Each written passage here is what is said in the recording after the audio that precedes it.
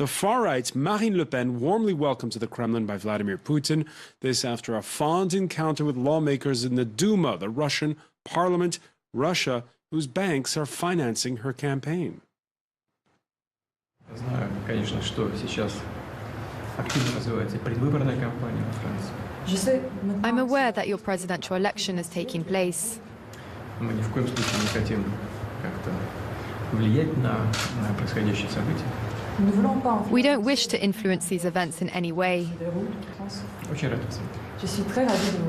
Очень рад вас видеть. I'm very pleased to see you. Very pleased to see her and doesn't want to influence the election in any way. Robert Parsons is with us, our international affairs editor.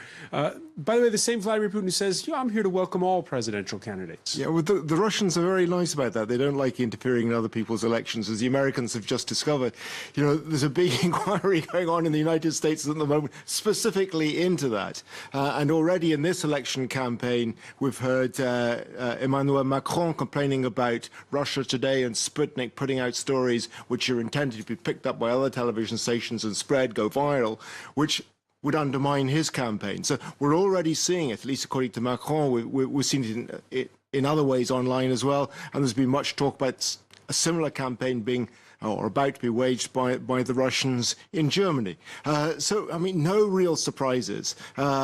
Is it surprising that Marine Le Pen should go to Russia? Of course, it's not the first time she's been. She's been, I think, at least 5 times before this. So close to an election, it's a little bit strange.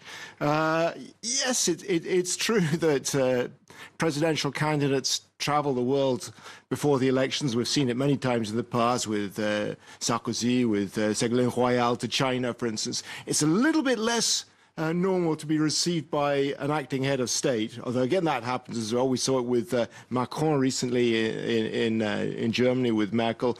Fillon was there as well at the beginning of the year. We saw Macron in London to be met by Theresa May. It's a little bit more unusual when you go as the guest of the head of state of a country with which France at the moment doesn't have very good relations, to put it mildly. Doesn't have good relations, and she vowed to lift those sanctions on Russia over Ukraine if elected. How much clout does Putin really have when it comes to swaying the French election or the German ones that you mentioned? Well, that's a question I think you should be asking the relevant committees in the U.S. Congress at the moment, because it's precisely what they're looking into.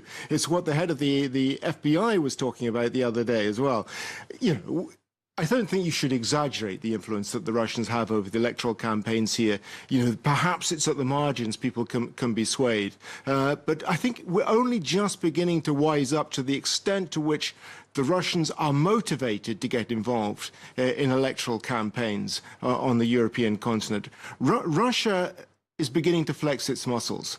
That's why Marine Le Pen is in Moscow at the moment. Russia says it has a genuine interest in what's going on in the continent. It wants to be able to influence. It wants to be able to meet the political players.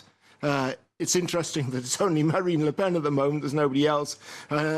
Marine Le Pen, who certainly wouldn't be invited by Angela Merkel or by Theresa May, but is invited by Vladimir Putin. That tells you something.